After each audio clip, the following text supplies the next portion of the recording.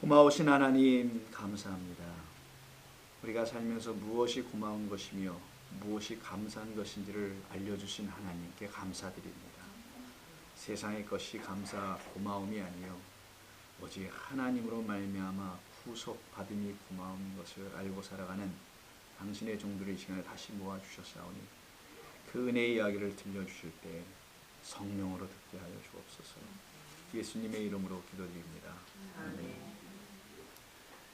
점심들 맛있게 드셨고요. 창세기 49장 1절부터 7절인데요. 일단 본문 한번 좀 보겠습니다. 49장 1절부터 7절. 야곱이 그 아들들을 불러 이르되 너희는 모이라. 너희가 후일에 당할 일을 내가 너희에게 이르리라. 후일에 당할 일이랍니다. 후일에 당할 일. 후일에 당할 일은 근데 여기 지금 나오는데 이제 아들들을 쭉 뭐 축복하고 저주하는 얘기가 나온다면서요. 그래서 이것을 뭘로 알고 있나요? 야곱의 이런 걸로 여러분 알고 있지 않습니까? 야곱의 유언으로 알고 있잖아요. 이걸 갖다가 유언은 남기는 말이라면서요. 사람이 말 그대로 남기는 말인데, 근데 여기 보니까 후일에 너희가 당할 일이라고 합니다. 후일에 너희가 경험하게 될 일들을 말한 것이지 야곱 한 개인의 유언이 아니라는 거예요. 어떤 한 아버지가 아들들을 놓고 유언한 그런 내용이라기보다는 이거는 성경에서 말하고 있는 그 12 아들들을 만들어 가시기 위해서 그들의 삶 속에서 경험되어져야 할 어떤 것들, 이것을 말하겠다라는 거예요. 자, 아시다시피 12 아들이라는 것은 하나님에 의해서 만들어진 아들들을 말하는 거잖아요. 자, 그 아들들은 하나님으로 인하여 만들어질 아들들을 또 말할 겁니다. 그래서 이들이 경험하게 될 거라는 것은 다 그 아들이 되는 것을 경험할 거라는 거겠죠. 그럼요. 그리스도 예수에 관련된 말씀이라는 거예요. 이걸 어떤 지파는 뭐가 되고 어떤 지파는 어떤 것을 경험하고 이런 단순한 이야기가 아니라 그리스도 예수 그리스도 안에서 완성되어야 할 어떤 하나의 존재, 우리 한 사람 한 사람에게서 나타날 여러 가지 일들을 12 아들을 통하여 설명하는 겁니다. 어느 지파는 이럴 거야, 저 지파는 이럴 거야, 이런 말이 아니라는 거. 그렇게 들으면 안 된다는 거예요. 말씀은. 아들들로 만들어져야 될 이 땅의 성도들이 이 이야기를 듣고 읽으면서 아, 그렇게 아들들로 만들어 가신다는 거였구나. 그 아들은 그리스도 예수 안에서 완성될 어떤 아들, 하나님의 아들들이잖아요, 우리들. 그걸 말한다는 걸 먼저 좀 이해하셨으면 좋겠습니다. 자, 야곱의 축복입니다. 유언이기도 하지만 이걸 또 축복으로도 이해하고 있는 말씀이거든요. 또 저주도 이 안에 있어요. 축복만 있지 않아요. 그래서 축복, 바라크라고 하는데요. 이 바라크라는 단어가 많이 쓰여요. 특별히 창세기 전체 30번에 쓰입니다. 바라크라고 하는데 30회가 쓰이는데 바라크가 창세기에 30회 쓰여서 전체 3분의 2가 나와요. 이 바라크라는 단어가, 축복이라는 단어가 굉장히 많이 나온다는 거죠. 창세기에 다 집중되어 있다는 거잖아요. 그럼 결국은 이 축복이라는 내용이. 근데 이 본문은요, 시 형식으로 되어 있습니다. 일반 산문체가 아니에요. 수필이 아니라는 거예요. 그냥 글이 아니고 시. 시라는 것은 어떤 단어를 압축하여 놓은 것이죠. 어떤 말들을 다 단어 하나에다가 압축한 것. 시는 곧 상징입니다. 어떤 상징들을 담고 있는 거죠. 이 시라는 형식을 통해서 하나님의 이야기들을 상징적으로 가르쳐 주겠다라는 그런 말씀인 거예요. 그래서 함축된 언어를, 뜻을 담은 이런 이야기들이 여기에 있다라는 겁니다. 이게 시라는 거. 우리가 시인지 뭔지 모르잖아요. 우리 한글로는 볼 때는. 근데 히브리어는 시처럼 기록이 되어 있어요. 근데 축복만 있지 않고 축복 앞에 또 저주가 있죠. 그래서 우리가 축복으로 알고 있는 것은 유다, 요셉 이 두 사람이잖아요. 대부분은. 유다하고 뭐 요셉 정도로만. 그래서 유다와 요셉에 관한 본문이 25절 중에 10개 절에 해당합니다. 총 25절로 되어 있거든요. 축복이 저주는. 아들들에 관한 이야기. 그 중에 유다 요셉에게 관계된 게 10개로 되어 있어요. 절수가. 나중에 확인해 보시면 알고. 역사 속에서 유다, 남유다, 요셉은 북왕국 북쪽 에브라임을 대표하는 사람들인 거예요. 자, 야곱의 축복에 대해서 오해하는 것 중에 하나는 유다나 요셉. 유다는 8절부터 12절이고요. 요셉은 24에서 26절입니다. 요셉은 축복하신 것이고 축복한 거 아버지가, 나머지 형제들은 저주를 받았다라는, 이렇게 이해하면 이게 오해예요. 어떤 자들은 뭐 축복받고 어떤 자들은 저주받은 것처럼 이 본문을 혹시 이해한다면 이건 오해가 될 수 있습니다. 이건 우리 안에서 이루어져야 할 어떤 것들을 다 설명하는 것뿐이라 그랬죠. 야곱의 아들 모두가 오실 그 그리스도 안에서 완성될 하나님의 축복과 저주에 관한 이야기를 하는 것뿐이에요. 오실 자 그리스도 안에서 우리가 어떻게 하나님의 아들들이 되느냐는 거죠. 누구는 나쁜 짓을 했으니까 저주를 받아야 해. 그게 뭐 루벤 같은 거잖아요. 간음하거나 뭐 이런, 우리가 좀 다 살펴볼 겁니다만은, 어떤 아들은 좋은 일을 했으니까 축복을 받는, 이런 이원론적인 이분법적인 이야기가 아니고요. 이것은 그런 차원의 야곱의 이야기가 아닙니다. 먼저 이 정도는 기본을 좀 이해하시고요. 1절 한번 보시면 야곱이 그 아들들을 불러 이르되 너희는 모이라. 너희가 후일에 당할 일을 내가 너희에게 이르리라. 훗날이죠. 근데 이게 후일이 아니고요. 후일하면 미래의 예언 같은 말로 들려지죠. 앞으로 어떤 날에 너희들이 이런 일이 있으니까 이걸 잘 예비하고 드러나. 뭐 노스트라다무스의 예언 같은 이야기처럼 들리는데 후일이라고 하니까. 그러면 후일에 뭐 이 12지파로 나눠질 거야 너희들이. 땅을 분배할 거야. 뭐 이런 얘기일까? 후일이면 그런 것도 있으니까. 이스라엘이 역사 속에서. 근데 이게 후일이 아니고 아크리트라는 말로 해서요. 아크리트, 마지막 날이에요. 후일이 아닙니다. 이렇게 쓰는데 아크리트라고 발음하게 됐네요. 이건 마지막 날.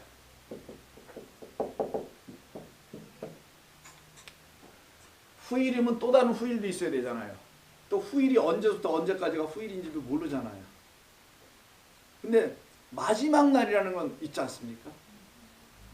우리 인생에서 마지막 날이라는 게 있잖아요. 뭐 죽는 날 마지막 날이라고도 하고, 꼭 그날이 꼭 마지막 날이어야만 되는 건지 모르겠지만, 마지막이라는 건 분명히 어떤 시점의 끝부분이죠. 이건 마지막 날에 관한 이야기라는 거예요. 후일이 아닙니다. 후일을 도모하자. 자, 이걸 듣고서 그런 얘기가 아니라 마지막 날을 준비하는 거라는 말씀이겠죠. 그때 당할 이렇게 돼 있어요. 마지막 날에 당할 이렇게 돼 있는데, 당하는 게 아니에요. 맨날 이거 당하고 뭐 저주받고 축복받고다 보니까 당한다고 생각한 것 같은데, 당하게 아니라 이거 카라 이렇게 쓰는데, 알레프 쓰냐 뭘로 쓰냐, 알레프 맞구나. 카라라고 합니다. 저거. 이 카라는 부르다예요. call out, 불러내는 거예요. 그냥 부르다. 마지막 날에 불러. 마지막 날에 당할 일이 아니라 불려질, 부를, 이런 얘기예요. 자, 이 일어나게 된다 뭐 이런 표현일 수 있는데, 이 부르다는 언제 쓰냐면 여호와의 이름을 부르다. 이때 쓰는 거예요. 이 단어는 즉 이름을 부르다예요. 다른 말로 하면 마지막 날에 만나게 될, 혹은 마지막 날에 부르게 될 그 이름, 그 이름을 너희들이 만나게 되게 해 주려고 아버지가 모아놓고, 이건 하나님 아버지를 말하는 거예요. 사실은요, 가르치는 거죠. 이것이 야곱의 유언이며 축복입니다. 훗날에 너희들이 이런 거 있으니까 너는 이거 잘못했으니까 이거 뭐 이런 단순한 얘기가 아니라는 거죠. 야곱의 12아들들이 축복과 저주라는 이 유언의 양식, 이 폼을 가지고 통해서 그 이름을 그 마지막 날에 당하게 될 것이다. 만나게 될 것이다. 그 이름이 그들 안에서 불리어지게 될 것이다. 이런 말이에요. 야곱의 아들들, 전체 12아들들이 그 마지막 날에 그 이름으로 불려지거나 그 이름을 부를 것이다. 이런 뜻입니다. 그러니까 여기서 이름을 부른다라는 말, 이름을 부른다는 게 뭐예요? 여호와 하나님을 만나는 거잖아요. 그래서 만나는 날이 되는 거예요. 마지막 날에는. 그럼 성도가 여호와 하나님을 만나려면 마지막 날이 그에게 있어야 되는 거고 마지막 날이 성도에게 주어지면 여호와를 만난다는 거겠네요. 그게 죽음이고 새롭게 시작하는 날이겠네요. 죽고 새롭게 시작하는 그 날이 성도에게서 마지막 날이 되고 그리고 그날 그들은 그 이름을 부르게 되는 겁니다. 여호와의 이름을 부르는 것, 이게 바로 성도에게 새 날이잖아요 사실. 그리고 그에게는 부르지 못했던 어떤 날이 마지막으로 끝이 나고 불려지는 거니까 그에게서 이 날을 얘기하는 거예요. 그래서 49장 28절 먼저 한번 볼까요? 이 49장 28절을 보면 야곱의 유언은 그 모든 아들들을 향한 축복이었지 저주가 아니라는 걸 말합니다. 28절. 야곱이 애굽 땅에 49장 28절. 이들은 12지파라. 갑자기 지파로 확 나가죠. 이들은 이때 지파가 있을 수가 없어요. 여기에요. 창세기에서는. 그래서 편집됐다는 걸 알게도 되는 거예요. 그리고 동시에 이 지파라는 단어는 여러분 아시죠? 전에 설명했지만 나뭇가지, 가지에서 나오는 말이라고. 그 가지고 아들들을 말하는 것이기도 하고요. 본줄기에서 뻗어나오는 거, 아버지에서 뻗어나오는 게 가지니까. 자, 그 단어가 나오는데 이들은 이스라엘의 12지파라 이와 같이 그들의 아버지가 그들에게 말하고 그들에게 축복하였으니 곧 그들 각 사람의 분량대로 축복했다 그러지 누구 저주했다는 얘기가 없어요. 여기요. 다 축복입니다. 다 바라크예요. 하나님 아버지의 마음이죠. 뜻이고요. 그래서 이때 특히 49장 28절에 지파라는 말, 이 단어가 여러분 아시다시피 에베트라고 하는 쉐베트라고 하는 말, 이게 뭐였었어요? 쉐베트 기억나시나요? 이 모세가 들고 있었던 지팡이였다고 그랬죠.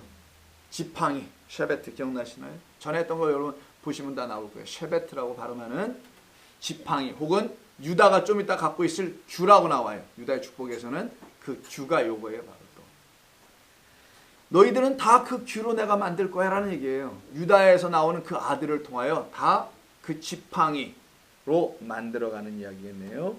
유다만이 아니라는 겁니다. 모든 자들을 다 규, 지팡이로 만들어가는 그걸 지파라고 한다는 거예요. 그러니까 지파를 잘못 이해하면 땅 나눠 가진 무슨 지파로 맞게 이해를 못하나, 그런 지파를 하나님의 이 땅에 뭐로 만드시겠냐고요. 그 다 없어진 지파 지금. 그걸 왜 만드셨겠냐는 걸 알아야 되겠죠. 그거는 아버지 하나님을 통하여 뻗어 나가야 할 그 가지, 그들의 자손, 그들의 아들들을 말하는 것이었구나. 그러니 아버지에게서 나왔으니 복받을 수밖에, 이렇게 되는 거겠죠. 그러므로 야곱의 유언은 어느 지파 혹은 어느 아들에게 그 축복의 유언이 국한되는 것이 아니라 또 어느 지파에게는 그 저주가 제한되어 있는 그런 말도 아닌 거예요. 그들 모두 12아들은 이스라엘이죠. 결국 이들이 이스라엘이 되는 거죠. 이 12아들들은 이스라엘들, 곧 모두가 다 야곱에서 나온 야곱들인 거죠. 이해하셨어요? 야곱이 뭘로 바뀌어요? 여기 설명해 드려야 되겠네요. 야곱이 이스라엘로 바뀌죠. 나중에요. 죽고 바뀌는 거죠. 자, 이스라엘로 바뀌는 것처럼 야곱의 곁에서 나온, 옆구리에서 나온 그 12아들들도 다 뭐겠어요? 결국은 똑같이 다 야곱이지. 이들을 다 갖다가 12를 다 뭘로 바꿔요? 다 이스라엘로 바꾸겠다는 하나님의 뜻이 담겨있는 것이지, 이스라엘 12지파 만들어서 뭐 할 거예요? 그럼 왜 예수님 12제자를 삼느냐는 질문은 뭐라고 대답할 거냐고요. 왜 또 그 숫자 하나가 빠져나갈 때 그 하나를 왜 또 채우는 이야기가 또 왜 나오겠냐고요. 마띠아라는 자, 하나님의 은혜를 받은 자라는 뜻을 갖고 있는 사람이 들어가거든요. 나중에 예수님 제자로. 자, 그래서 이 12아들은 이스라엘들, 곧 모두가 야곱에서 나온 야곱들이며 그들 모두가 야곱의 축복을 통해서 자신들 안에 남아있는 저주받아야 할 것들이 멸망당하게 하겠다라는 거예요. 르우벤 멸망당하는 것만이 아니고 시몬 이런 사람들만 멸망당하는 게 아니라 그런 예를 보여주면서 내 안에 르우벤이 있구나, 내 안에 시몬적 존재가 있구나라는 걸 알게 해주셔서요. 그게 야곱의 본래 모습이잖아요. 그것을 통하여 그 안에 있는 것들이 멸망을 당하고 모두가 다 이스라엘로 다시 살아나게 하려 하시는 이 축복의 메시지를 모아놓고 전해주는 거예요. 이름을 다 불러서. 언제?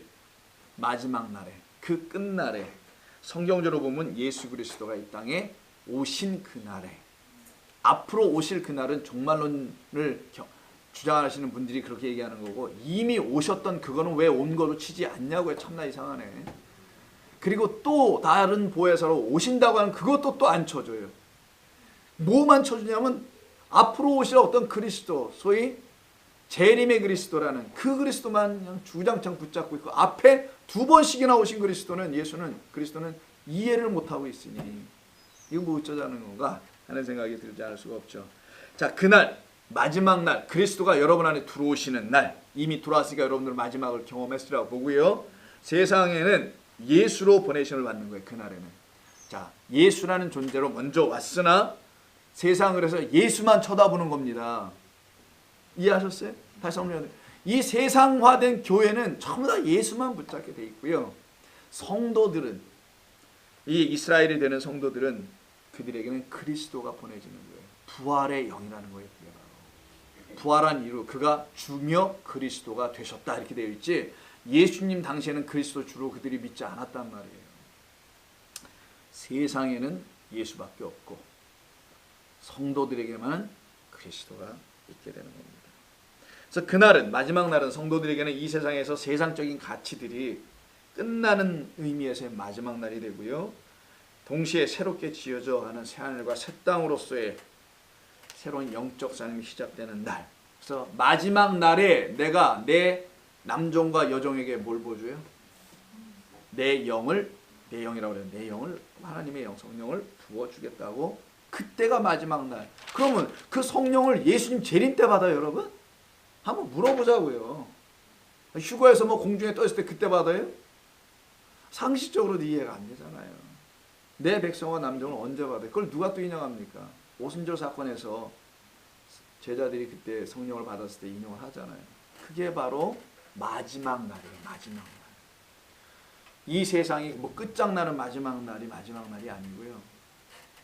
우리에게 임하시는 주님으로 말미암아 그분을 만나는 날이 마지막 날. 요한복음 6장을 한번 보겠습니다. 책갈피 해놓으시고 여기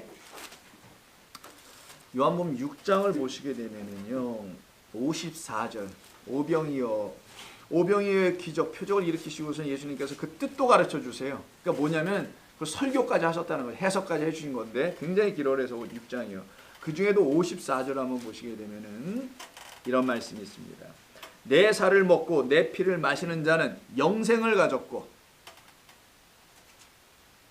마지막 날에 내가 그를 다시 살리리라. 그러면 내 살과 피를 먹는다는 게 이게 성찬으로 하는 거잖아요. 지금 저희 교회들이. 이건 생명을 먹었다라는 얘기잖아요. 성찬식해서 되는 것도 아니고, 예수를 생명의 말씀으로 취한 자들, 예수님의 말씀을 듣고 생명이 내 안에 들어와 있는 걸 알아. 그가 생명이라는 걸 느껴. 알게 돼. 이걸 갖다가 그 살과 피를 마셨다고 하는 거예요. 먹고. 그걸 뭐 포도주 한 잔 마시거나 뭐 주스를 마셔가지고 될 일이 아니고요. 그걸 마셨다라는 것이 무엇인지를 알았음을 가지고 교회가 하고 있는 것뿐입니다. 이거를. 근데 교회 예수님께서 이걸 하라고 하니까 이걸 그냥 교회가 계속 하고만 있단 말이에요. 그냥 한 달에 한 번, 뭐 어떤 절기 때 한 번, 너무 많으니까 좀 식상하니까 가끔 합시다라고 또 줄여도 보고 늘려도 보고 의미가 참 안 들어온다고 생각하니까 그거에서 될 게 아니란 말이에요. 성찬식 안 해도 되는 건데 그것이 무엇인지를 알면 그걸 맨날 먹으라는 거예요. 맨날. 그걸 지키라는 거죠. 이것을 행하여 지켜라. 이 말은 그냥 매일 먹어야 될 거지. 예수님의 살과 피가 뭔지를 알았다면, 생명이라는 걸 알았다면 말씀을 먹는다는 거죠. 자, 그게 바로 여기서 좀 나오는 거예요. 그때 뭐라고 해요? 마지막 날에 이 말이 나오네요. 내가 그를, 누구를, 어떤 자를, 내 살과 피를 먹은 자를, 아무나 살리는 게 아니에요. 마지막 날에 아무나 만나는 것도 아니고 내 살과 피를 먹은 자, 그들이 마지막 날에 어떻게 한다 예수님께서? 내가 그를 다시 살릴 거야. 이거 못 먹으면 살아나지 못한다는 거예요. 이거 안 먹은 자는 내가 아무리 살려도 안 살아날 거라는, 안 깨어나는 거죠. 그 양식을 못 먹기 때문에. 그래서 양식을 못 먹었느냐 먹었느냐가 굉장히 중요한 거죠. 그래서 여기서 우리 주님이 그 마지막 날은, 종말론을 주장하시는 분들은 이런 본문을 놓고 어떻게 해석할지 모르겠어요.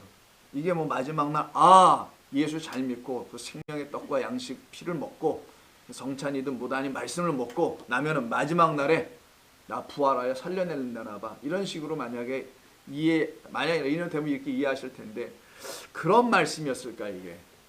그러면 떡 먹고 다 죽어 일단 이거잖아요. 그러면 또 나라는 생명의 떡을 먹고 일단 죽어. 내가 몇천 년 뒤에라도 와서 살려줄게. 그럼 소망 가운데 그냥 죽어보는 거야 한번? 살아본 건 뭔지도 한 번도 경험을 못 해보고 우리 예수님이 그런 허황되고 황당한 말씀을 주고 사람들을 살려냈겠냐고요. 그러지 않으셨겠지. 절대로 그런 일이 없습니다. 그냥 즉시 살아나죠. 살아나고 산자로 살다가 에녹처럼 그냥 간다는 거예요. 이 땅에서 발견되지 않고 승천이라고 그러지 말았다가. 자, 좀 더 나갑니다. 자, 이들에게 49장 돌아가셨어요. 이때 28절 끝절을 다 하지 않았는데 보면은 이런 말이 나오죠. 이들은 이스라엘 12지파라 이와 같이 그들이 축복하는데 각 사람이 뭘로 한대요? 분량대로 한대요. 이게 또 생긴 대로 먹어? 뭐 이런 얘기인가요 이게? 이쁘게 예수 믿는 사람도 많이 봤고 예수 믿는 것도 생긴 대로 믿어. 성격대로 믿어. 뭐 이 분량이 그런 건가 과연? 자, 이게 분량대로 돼 있는데요. 이 분량대로 어떻게 하겠다라는 거예요? 한 사람 한 사람씩 복을 주겠다라는 것입니까? 분량대로 축복하였다. 이 바라크를 열매할 때 이 분량대로 하는데 그들의 복대로예요. 원래는 분량대로가 아니에요. 그들의 복대로, 그들이 각각 받아야 할 그 복대로. 분량대로란 말 없어요. 그들이 각각 받기로 되어 있는 그 복대로, 즉 각각 한 사람에게 주시기로 하신 그 복대로 복을 주시겠다라고 하신 것. 그래서 약속이라는 거예요. 너 하는 거 봐서 내가 줄게. 이걸 그렇게 이해한 거예요. 이게 지금 본문을 번역하신 분이. 왜냐하면 어떤 사람은 저주받는 것처럼 보이잖아요. 그러니까 그는 저주받는 자 분량대로 축복하고 분량대로 하실 거야 하나님이. 도대체 그 분량은 믿음의 분량입니까? 뭐 도대체 어떤 분량이겠냐고요. 그 분량이 아니고 번역은 그들의 복대로, 그들을 각각 한 사람 한 사람이 주시기로 한 그 복대로 그 복을 주시겠다. 저주란 말은 있지도 않아요. 어떻게 성도에게 하나님이 그 가지에서 줄기에서 나오는 가지들이 어떻게 저주를 받겠냐고요. 이때 28절에 그들에게라고 되어 있죠. 그들이 아닙니다. 각각 한 사람이에요. 각각 한 사람. 각각 한 사람이 깨달았어요. 하나님의 말씀을. 아, 그게 복이구나. 깨달았으면 그가 깨달은 그 복대로 주시겠다라는 거예요. 깨달은 정도만큼 그가 하나님을 누구로 알겠어요? 자기를 정말 사랑하는 생명의 은혜 하나님을 알 거 아니겠냐고요. 깨달아 아는 것이 너무 적으면 어린아이가 세상을 바라보는 거하고 어른이 세상을 보는 게 다르잖아요. 장성한 분량이 이런 잘한 사람이 성도가 하나님을 깨달아 아는 그가 누리는 삶의 질적 인생이 있지 않겠습니까? 성도가 누리는 질적 깊은 삶의 의미가 있지 않겠냐고요. 그게 복이지.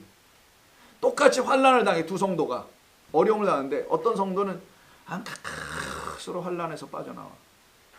온갖 힘듦을 다 경험하면서. 근데 어떤 성도는 예쁘고 당차고 멋지게 그 환난에서 승리하고 나오더라는 거예요. 이게 바로 하나님에 대한 깨달음과 이해 때문에 그런 거거든요. 그들이 갖고 있는 믿음의 분량 정도가 달라서가 아니고요. 그러니 그들에게가 아니고 각각 한 사람 한 사람 이쉬 아쉐라는 말이 써 있는데 이걸 그들이라고 그냥 퉁쳤더라고요.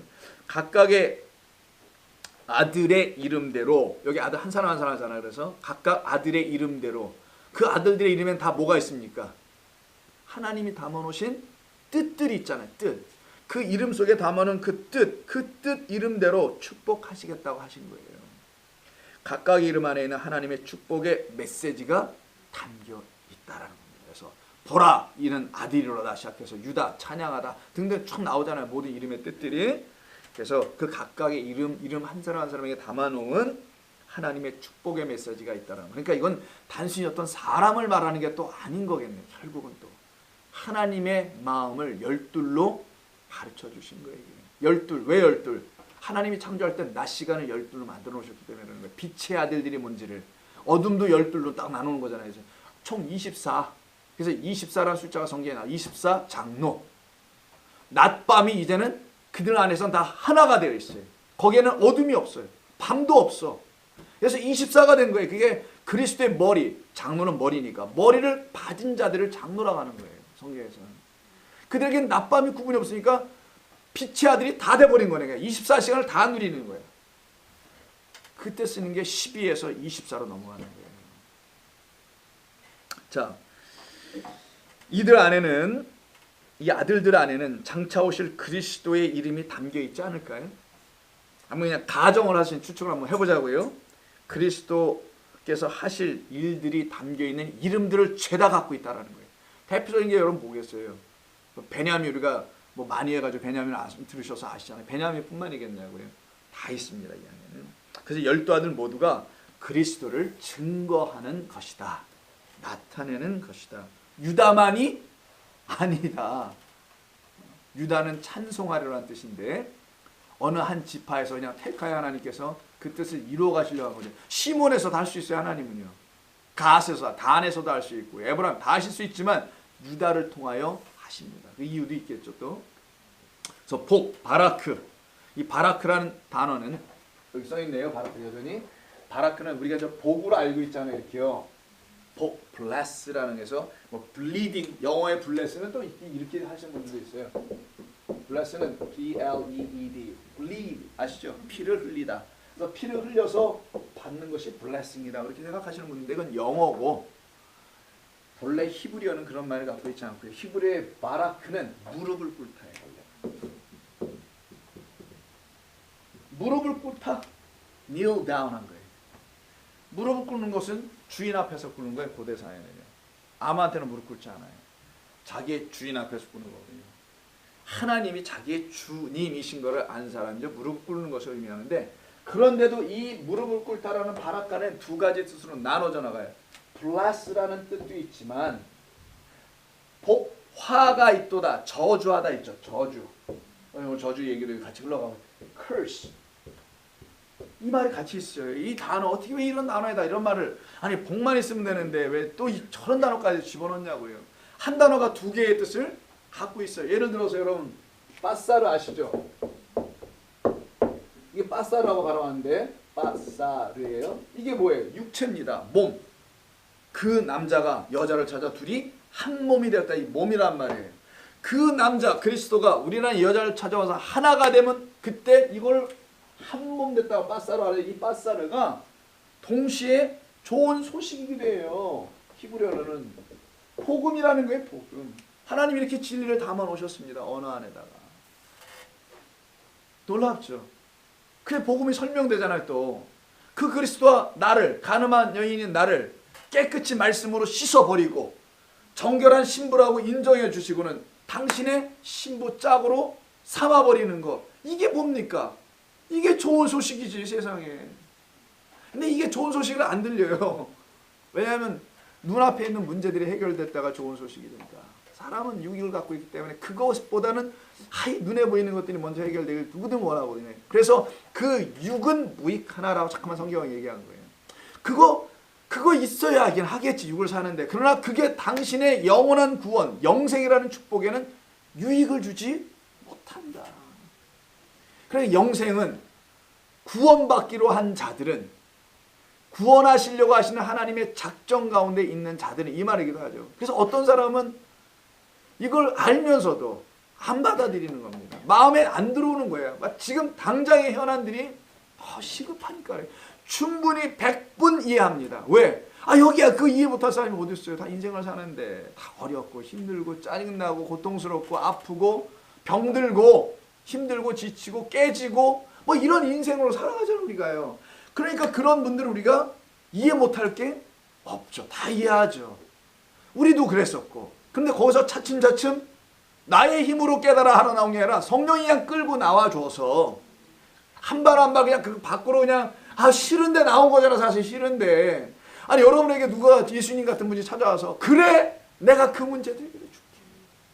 내가 그 마음도 해결해 줄게 라고 하고 그것도 좀 해주고 영생의 복음을 주든지 말든지 그것도 주세요. 뭐 이러면 좋겠는데 이거는 얘기는 별로 없고 이쪽만 얘기하고 있으니 처음에 듣기가 심히 어렵도다. 받아들이기가 어려운 거예요. 누구든 처음에는 하나님을. 목사의 설교가 아니라 사실은 어려운 거예요. 그래서 그 육이 죽임 당해야지 받아들이기 시작하는 거예요. 육은 무익하다는 사실을 알기 시작하는 거예요. 병도 들고 육은 깨지기도 하고 육은 소망 없는 것을 지향하기 때문인 겁니다. 자, 사족은 그만 달고, 그래서 이 복과 저주가 이 바라크라는 복 안에 같이 있다라는 거 아시면 좋을 것 같아요. 그래서 저주를 하나님은 뭘로 바꾸시겠다는 거예요? 그러세요. 저주를 더블 저주로 복으로 바꾸시겠다는 거죠. 이 같은 단에 써 있잖아요. 누구에게? 내 앞에 와서 무릎을 꿇는 자들, 경배하는 거죠. 결국은 하나님을 경배할 수밖에 없게 되도록 우리를 자꾸만 죽이신 하나님이 아주 있어요. 힘들게. 그분 앞에 서서 무릎을 딱 꿇은 자들은 그들에게 내려져 있는 뭐를 거두냐? 저주를 거두어버리고 영원하신 당신으로 덮는다고 해도 좋겠지. 스캐너 장막을 쳐서 덮으시는 그 영생의 복이라는 걸 주시는 거죠. 그래서 신명기 11장, 그러니까 오늘 말씀을 많이 안 찾아보네. 너무 심심하죠. 이럴 수가 없어. 우리가 신명기 11장을 잠깐 방문해 드리도록 하겠습니다. 얼마나 이 신명기 이분이 기다리셨는지. 신명기 11장 25절 한번 보시면 여러분 아마 한두 번 들어보신 말씀이 있어요. 11장 25절. 자, 너희의 발바닥으로 밟는 곳은 다 너희의 하나님 여호와께서 너희에게 말씀하신 대로 너희가 밟는 모든 땅 사람들에게 25절이 아니라 26절이네. 죄송합니다. 내가 오늘 복과 저주로 그 땅을 밟았어요. 그 가나안 땅을 저 밟고 갑니다. 내가 오늘 복과 저주를 너희 앞에 두나니. 이때 저주는 칼날이라고 합니다. 이 저주는 모독하다, 무시하다, 가볍게 여기다라는 뜻이에요. 본래가. 그런 자들이 저주받는다는 거예요. 저주는 뭐 따로 어떤 사람이 받거나 저주라는 항목이 따로 있는 게 아니었던 거. 하나님은 저주하신 하나님이 아니니까. 근데 어떤 사람들이 저주를 이렇게 피할 수 없느냐면 하나님의 그 복을 무시하거나 가볍게 여기거나 만홀히 여기는 거죠. 그런 자들이 이제 저주를 함께 갖다 놓는다는 거예요. 그래서 하나님을 존귀히 바라볼 자들은 그 복으로 들어오고 그렇지 않은 자는 저주로 갑니다. 너희가 만일 내가 오늘 너에게 명하는 너희 하나님 여호와의 명령을 들으면 복이 될 것이다. 이게 엎드리는 거죠. 그 앞에 무릎 꿇고. 너희가 만일 내가 오늘 너에게 명령하는 도에서 돌이켜 떠나 너희 하나님 명령을 듣지 않으면 너희가 알지 못하던 다른 신들을 따르며 그 자체가 저주다. 이 말씀 여기서 하시는 거예요. 그래서 복과 저주가 우리 앞에 동시에 있는 거죠. 30장 한번 가보세요. 자, 거기서 30장으로 19절. 내가 오늘 하늘과 땅을 불러 너희에게 증거를 삼노라. 내가 생명과 사망과 복과 저주를 내 앞에 두었다. 동시에 두었다. 하나를 놓은 건데요. 사실은 하나님이 우리 앞에 계신 건데 그 하나님을 잘못 보면 이게 저주가 되는 거고 그 하나님 잘 보면은 이게 복이 되는 거예요. 생명과 저주, 복과 저주. 여호수아 8장도 한번 보실까요? 신명기를 지나면 여호수아가 나오는데 거기에 8장 34절. 아이성을 점령하고 나서 에발산에서 율법을 낭독하는 거예요. 그 에발산은 또 어디서 나오냐? 바로 앞에 11장에서 나왔었어요. 사실은요. 저희가 읽지 않았습니다만 그리심산과 에발산이라는 게 있어요. 에발산에서는 뭐 하냐? 자, 30절. 그때 여호수아가 이스라엘 하나님 여호와를 위하여 에발산에서 제단을 하나 쌓습니다. 그리고는 그 위에 34절에서 여호수아가 율법책에 기록된 대로 기록된 그 모든 것대로 축복과 저주하는 율법의 모든 말씀을 낭독하였다라고 하네요. 자, 우리가 누려야 될 복은 그리스도 예수를 통하여 누리는 영생이라는 복을 누려야 하는 겁니다. 성경은 이 복 하나를 이야기하는 거예요. 성도가 이 세상에서 살다가 받아야 될, 반드시 가져야 될 것은 영생이라는 복이에요. 그 영생이라는 복을 갖기를 원하셔서 하나님께서 그리스도를 보내신 거고요. 야곱은 지금 이 복을 장차 오실 그 그리스도를 통하여 받게 될 것이라는 것을 아들들에게 이야기하는 거예요. 장차 오실 그리스도를 통해서 그 영생이라는 복을 너희들이 마지막 날에 받을 거야. 축복의 날, 그걸 축복의 날로 유언으로 남겨주는 겁니다. 그래서 49장 다시 먼저 2절을 봐야 되겠어요. 그래서 49장 2절에 뭘로 하냐면 너희는 자 모여라고 했죠. 그 다음에 뭐라고 합니까? 들으라라가 또 나오는 거예요. 이 쉐마 들으라. 야곱의 아들들아 너희 아버지 이스라엘에게 들을지어다. 아니 야곱이 말하는데 야곱의 아들들아 들을지어다 좀 되게 이상하지 않아요? 내 아들들아 들을지어다 해야 되죠. 그러니까 이 야곱의 아들들은 누구냐? 우리 모두를 말하는 거예요 사실은. 너희 이 땅의 모든 야곱의 아들들 야곱들아 너희는 들을지어다. 누구에게?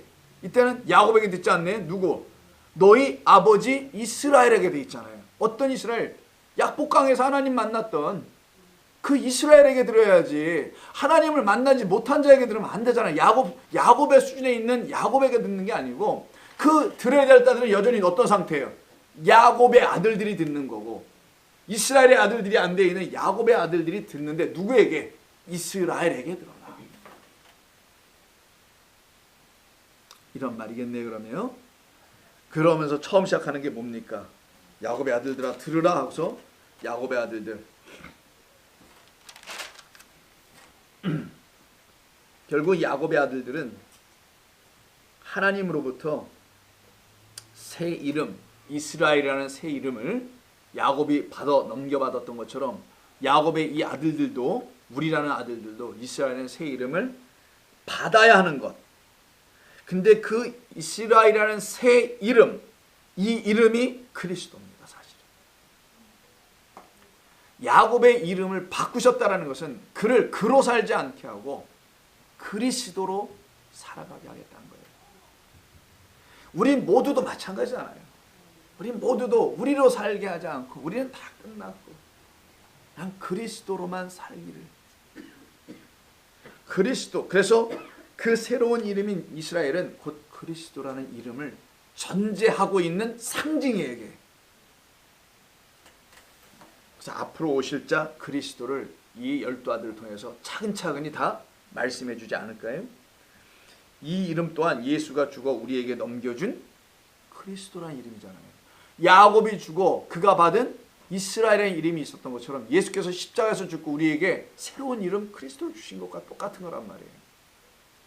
그 그리스도를 야곱이 창세기 49장에서 증거하고 있는 거예요. 지금 미리 말하고 있는 거지. 계시록 2장 17절 우리의 특기가 뭡니까? 창세기에다 계시록 갑자기 하는 거잖아요. 계시록 2장 17절 한번 보시면 7개 교회죠. 버가모 교회에 관계된 말씀입니다. 니골라당 교회에서 교훈을 듣고 있었던 자들이 있었어요. 그게 16절입니다. 이걸 뭐 영주주의라고도 하고 하는데, 자, 그런 니골라당에 의해 지배를 받고 있는 7교회 중에 하나인 버가모 교회를 향해 말씀한 거예요. 그러므로 회개하라, 돌이켜와라. 그러하지 아니하면 내가 네게 속히 가서 내 입에 있는 검으로 그들과 싸울 거야. 귀 있는 자는 성령이 교회들에게 하시는 말씀을 들을지어다. 이기는 그는 야곱처럼 이기는 그에게는 이 말이잖아요. 성경에서 이긴 자 이스라엘 야곱밖에 없어요. 하나님과 싸워서 이겼다고 인정받은 거잖아요. 그가 어떻게 이기기는 죽지. 하나님과 싸움. 그래서 죽었으나 그게 이긴 거야 이 말이죠. 이기는 그에게는 내가 감췄던 만나를 주고 또 흰돌을 줄 터인즉 만나 생명의 양식이고 흰돌 돌이다. 그 돌 위에는 새 이름을 기록한 돌이래네요. 돌에는 어떤 이름이 막 기록된 게 아니라 어떤 글이 기록됐죠. 돌판인데 그 돌판의 주인의 이름이 기록된다. 근데 그 이름을 새 이름이라고 해. 새 이름. 기록한 것이 있나니 받는 자밖에는 그 이름을 알 자가 없대요. 그래서 그리스도의 이름. 성령으로 그리스도의 이름을 가진 자들만 자기가 어디에서 어떻게 만들어 세워지는지를 알고 있다는 거죠. 그들만 안다. 그 만나를 양식을 먹고 그들이 지금 만들어져 가고 있음을 그들은 안다. 이들이 그 양식 먹고 힘내요. 이기는 자. 그래서 받는 자 외에는 아무도 할 수는 없네요. 그리스도라는 새 이름을 주시겠다는 겁니다. 이게 성령이 말씀하시는 말을 그 귀로 듣고 알게 된 거죠. 왜 성령이에요? 이게 무엇이길래 성령일까요? 누가복음 11장 한번 보겠습니다. 성령이 교회에게 말하는 게 왜 이렇게 성령이 계속 얘기하는 7개 교회 모두에게 우리에게. 그리고 11장 여러분 성경의 13절 보시면 누가복음 11장 13절 12절부터 보면은 너희 11절 너희 중에서 아버지 된 자로서 누가 아들이 생선을 달라는데 생선 대신 뱀을 주며, 물론 뱀은 또 이게 또 보약으로 먹을 수 있는 사람이 모르겠어요. 알을 달라는데 전갈을 여러분 중국 사천에 가면요 전갈을 팝니다. 시장에서. 전갈을 먹는데 그렇게 맛있대네요. 어머 세상에 못 드시는 게 없으셔요 그분들은. 전갈을 준대네. 이게 중국 사람들이 이런 걸 읽으면요 뭐라 생각하겠어요? 그거 맛있는 건데. 아니 그 뱀 괜찮은데 뱀도요 중국 사람들은 죽어서 팔지 않습니다. 반드시 살아 싱싱한 거 팔아요. 식재료는 신선해야 된대요. 저 그분들 얘기 아주 웃겨요. 그 맞는 말이야. 그 이분들이 이거 읽으면요 그거 뭐 생선보다는 뱀이 낫지. 알보다는 뭐가 나요? 전갈이 날 수 있지. 제가 좀 우습지 않는 말로 한 겁니다. 나는 누가 이걸 주겠느냐. 아비된 자가 위험한 걸 왜 주겠고 불필요한 걸 왜 주겠느냐. 너희가 악할지라도 너희 아비들아 너희가 악할지라도 좋은 것을 자식에게 줄 줄 알거든. 하물며 너희 하늘 아버지께서 구하는 자에게 뱀을 구하지 않고 이것저것 다른 걸 구하는 자에게 어찌 성령을 주시지 않겠느냐. 그러면 성령이 뭐라는 거예요? 가장 좋은 거예요. 그래서 가장 좋은 것을 주시지 않겠느냐. 좋은 것을 자식에게 줄 줄 알거든. 그래서 제가 아까 무슨 말로 중국 사람들은 그게 더 좋은데, 좋은 것을 주는 분, 가장 좋은 것을 주시는 하나님이 성령 하나님이시고요. 그 성령으로 새 이름을 넘겨주시려고 그리스도 예수를 우리에게 새 이름으로 넘겨주시고, 새 이름 이스라엘, 이꼴 누구? 그리스도 예수라는 이름을 얻는 거예요 우리가. 그래서 그 이름을 얻은 자 복된 자. 그래서 첫 번째 한 사람을 해도 하고 끝내야지. 이게 뭐 한 사람도 못하면 안 될 것 같아. 쭉 앞에가 좀 길어가지고 기본기에 강해야 돼요 우리가 좀. 그리고 한 사람 한 사람 가야 되니까. 그 다음에 저 3절에서 누구를 얘기합니까? 이 루벤을 얘기해요. 루벤, 첫 번째 아들입니다. 장자예요 야곱의. 너는 내 장자요 내 능력이요 내 기력의 시작이다. 우리가 여러분 첫아들 맏아들에 대한 기대라는 게 있죠. 사람들이 특별히 한국 사람들 그렇고요. 그래서 내 기력이야. 넌 내 능력이야. 넌 내 얼굴이기도 해. 내가 꿈꾸는 모든 것들이 너 안에서 다 이루어져야 해. 자식은 에미가 이루지 못한 꿈을 대신 이루어줘야 될 대상이기도 하죠. 그래서 여러분의 자식들이 여러분 때문에 골탕 먹었습니다. 힘들었고 그 뜻대로 안 돼가지고 우리가 어떻게 했어요? 애비된 우리들이 속상해하고 자식하고 뭐 의가 났니? 뭐 선을 걷니? 뭐 될 대로 되라. 뭐. 나중에 이것도 저것도 다 안 되니까 뭐라 하냐면 하나님께 맡겼대요. 자 좋습니다. 자, 그런 과정을 통해서 하는 건데 좀 읽어보면 이렇게 돼 있네요. 3, 4절 다 읽을게요. 루벤아 너는 내 장자요 내 능력이요 내 기력의 시작이라. 위풍이 월등하고 권능이 탁월하기는 한데 물의 끓음 같았은즉 아주 템포가 굉장한 거예요. 부글부글 끓어. 너는 탁월하지 못하리니 네가 아버지의 침상에 올라 더럽혔기 때문이다. 그가 내 침상에 올랐었도다. 그래서 여기 뭐 이렇게 저주하는 내용이 있어요? 뭐 있습니까 여기?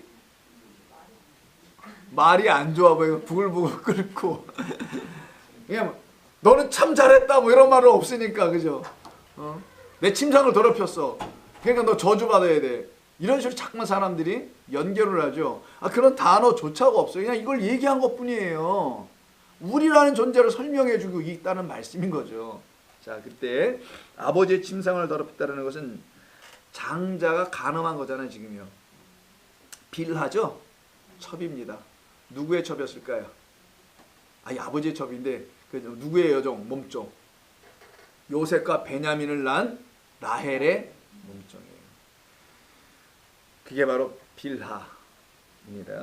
이 장자의 간음은 곧 뭐와 연결될까요? 이 장자니까 루벤은 장자예요. 이걸 또 창자라고 잊지 마시고, 장자가 지금 뭐 했대요? 간음했대죠. 장자가 간음하면 무슨 일이 벌어져야 되죠? 장자가 못 되는 정도가 아니라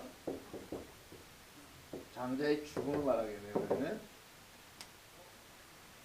장자가 간음했다. 왜 하필이면 그 장자가 간음했을까? 성경에 흘러가는 진리의 이야기를 하나님은 가르치시려고 하는 겁니다.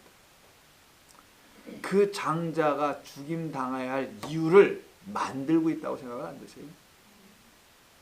우리를 다 장자 삼기를 원하시는데 우리가 다 어떤 상태에 있냐? 간음한 상태에 있단 말이에요. 하나님을 우리의 짝으로 알아보질 못하고 있는 그 간음한 상태. 그런 우리, 간음한 우리를 루벤을 통하여 말하고 있는 거예요. 그래서 그 루벤이라는 장자 대신에 예수라는 장자가 이 땅에 오는 겁니다. 누구를 취하러? 간음한 우리를 취하여 간음한 자가 된단 말이에요. 그가. 그래서 예수는 세리와 창녀들의 친구다. 그들과 어울렸다. 이런 말이 성경에 계속 나오는 이유는 그 장자의 간음 그리고 장자의 죽음을 설명하기 위함이에요. 이게 지금. 그래서 이 장자의 죽음을 의미한다는 것을 루벤을 통해서 말하는 거예요. 성경은 이 장자의 죽음에 대해서만 말합니다. 예, 아직 안 끝나서 5분이면 끝나요. 장자의 죽음에 대해서만 말하는 거예요. 장자, 이 땅에 오신 그 장자, 예수라는 그 장자의 죽음을 언급하는데 어떻게 그가 죽었느냐? 이걸 설명하고요. 루벤에서는 너희의 간음으로 죽었다라는 거예요. 그 루벤의 간음은 그 장자의 죽음을 이미 예표하고 있는 겁니다.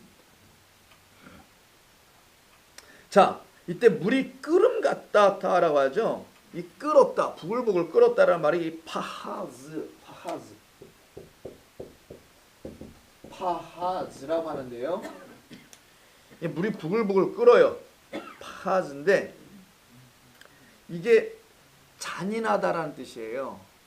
violence, 폭력적이다. 아니면 생각 없이 행동하다. 이 세 번째 우리가 좀 잘하는 건데 생각 없이 행동하고 잔인하고 폭력적 이 상태. 근데 사사기 9장 4절을 보면은 이걸 경박한이라고 번역합니다.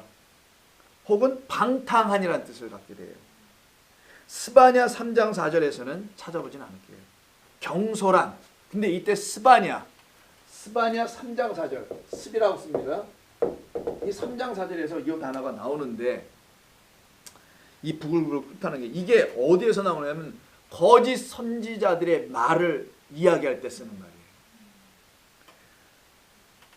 방탕한 자들을 말할 때 써요. 이게 바로 물이 끓은 같도다. 그래 이제 알겠죠? 이게 성격 얘기한 게 아니라는 거 아는 거예요. 이게. 아, 이게 간음의 상태. 거짓된 말과 짝을 하고 있는 상태. 그 간음을 얘기하는 거예요. 그 간음. 성적 간음이 아니라 그 간음. 그래서 침상에 올라 더럽혔다. 간음했다라는 것이죠. 이때 침상을 한번 이거 찾아볼게요. 출애굽기 31장. 어렵지 않으니까 다음이 출애굽기 31장 14절. 출애굽기 31장 14절. 너희는 안식일을 지킬지니 이는 안식일법이네요. 너희에게 거룩한 날이 됨이라. 그 날을 더럽히는 자는 요 말 나오죠. 요게 바로 침상에 올라 더럽혔다는 말이에요. 그날에 더럽히는 자 뭐예요? 일하는 자잖아요. 아버지의 말씀대로 하지 않고 아버지의 말씀대로 하지 않았다는 게 뭐예요? 아버지의 말씀대로 하려면 뭐 어떻게 됩니까? 안식일에 일하지 말아야 되죠. 그건 문자적 일이고 문자적 해석을 한 거고 아버지의 말씀대로 제대로 하려면 어떻게 해요? 아버지가 행하시는 게 뭔지를 알아라는 거잖아요. 그날. 그래야 우리가 안식이 되니까. 그래서 자, 그날을 더럽히는 자는 모두 죽일지며 그날에 일하는 자는 모두 그 백성 중에서 그 생명이 끊어질 거야. 이게 루벤이 지금 루벤에게 첫 아들 장자에게 안식일의 주인인 예수를 영접하지 못한 그 이 땅의 장자들인 우리의 그 영적 상태가 다 죽음에 있는 상태, 죽을 수밖에 없는 우리들. 이런 자들을 향하여 보라, 아들을 내가 보내겠다 시작한 거예요. 이런 우리라는 루벤들을 향하여 진짜 그 아들, 장자를 보내겠다. 보라, 루벤이 아니라 보라, 아들이로다. 루벤의 뜻이에요. 보라 아들이로다. 그리스도를 보내는 거죠. 이 침상에 오르는 말은요, 이사야 57장 7절에 있는데 찾아보진 않을게요. 이건 우상 숭배할 때 나오는 말이에요.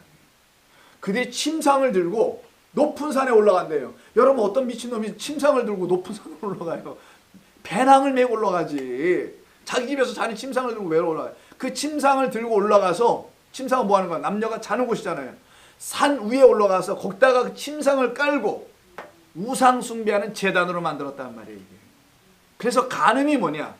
우상 숭배, 하나님을 다른 신으로 보는 걸 우상이라고 하는 거예요. 우상, 그러면 불교 뭐 다른 부처를 믿는다, 이거는 우상이라기보다는 이건 아니면 뭔가 이상한 거고, 하나님을 잘못, 그것도 하나님을 잘못 오해한 거지. 그래서 신들을 만든 거니까 그걸 우상이라고 그래요. 그때도 이사야 57장 7절에서도 나옵니다. 상을 들고 올라가는 자. 괜찮습니다. 자, 바로 이 상태에 있는 것, 이게 바로 르우벤이었던 거예요. 르우벤, 바로 장자의 간음과 장자의 죽음을 통하여 오실 그 장자가 이 땅에서 간음하고 있는 우리를 당신의 아들로 삼기 위하여 십자가에서 죽고, 요한복음 20장에서 요한과 그의 어머니에게 남긴 말 있잖아요. 여자여, 우리의 아들입니다. 우리가 지금 다시 난 아들입니다. 십자가에서 죽임당하신 예수의 생명으로 다시 아들을 낳아야 할 게 교회다라는 거고요. 그게 여자라는 거예요. 우리라는 거예요. 그 아들로 다시 낳게 해주기 위해서 그 장자가 십자가에서 죽임당하러 오는 거고, 그래서 우리의 간음이 삭제되게 하겠다. 그 저주를 뭘로 바꿔요? 그래서요? 그래서 복으로 바꾸겠다. 그러니까 먼저 뭘 봐야 되겠어요? 그럼 우리 안에 있는 저주를 보는 거예요. 저주를 보면 그 저주를 어떻게 바꾸시는지를 보고 싶어 하지 않겠냐고요. 그래서 저주를 보고 그 저주를 없애시는 여호와 하나님을 보는 겁니다. 시간도 무지하게 많이 남았는데 시몬과 레이는 다음에 하기로 해요. 여기는 길어요. 다음 주에는 우리가 시몬과 레이를 하나로 묶었어요. 본문만 한번 읽어볼게요. 이들은 흩어지지 않고 둘 따로 하지 않고요. 제가 읽어드릴게요. 그냥 피지 마세요. 시몬과 레이는 형제요. 아니 뭐 둘은 형제냐? 아니었어요. 그는 또 뭐 형제예요. 이거 갑자기 또 형제래요. 그들의 칼은 폭력의 도구다. 형제가 뭐예요? 떨어질 수 없는 한 몸에서 나왔다라는 것이죠. 우리 주님이 우리의 형제라면은 이 말씀은 또 우리 주 예수 그리스도로 읽어내야 하지 않을까요? 그래서 시몬과 레이가 또 한 번 붙어 있습니다. 여기서는. 그것은 우리가 다음 주에 같이 나누도록 하죠. 오늘 말 시간이 벌써 3시가 돼가니까 이 정도로 마치도록. 여러분 아쉬워하는 것 같지만 아닌 것 같아요. 다른 어떤 질문 나누고 싶은 말씀 있으신가요? 막 여기까지 차고 넘쳤는데 시간상 못 하시겠어요? 나누고 싶은 이야기 있어 언제든지 중간중간 말씀하세요. 성경 볼 시간에. 저만 말하는 거 아니니까. 여러분 하도 말씀이 없어서 제가 미천도 떨어져 가고 있는데 지금 말하기도 쉽지 않아요. 저도. 기도합니다. 아버지 참 고맙습니다. 성경 어디를 읽어봐도 다 우리 하나님께서 우리를 사랑하신다는 말이고 우리 가운데 임하여 있는 저주를 걷어내신다는 이야기고 축복, 아버지가 주시는 그 복을 주시겠다는 말씀으로 채워져서 우리로 다 이스라엘이라는 이름으로 살아가게 하시고 그리스도라는 새로운 이름을 갖고 살아가게 하시니 참으로 감사합니다. 우리 귀한 성도님들 한 주간 그 이름으로 일어나게 하여 주시옵소서. 그 이름만이 그들에게 소망을 주며 안진뱅이가 일어나 기뻐 뛰고 주를 찬양한 것처럼 우리의 삶에 그와 같은 찬양과 경배와 감사가 흘러넘쳐가게 하시기를 원합니다. 돌아가는 발걸음 지키시고 남은 하루도 복되게 하시며 삶에 주어진 모든 문제는 하나님이 이루어 주실 것을 믿고 바라며 우리 주님 예수님의 이름으로 기도합니다. 아멘.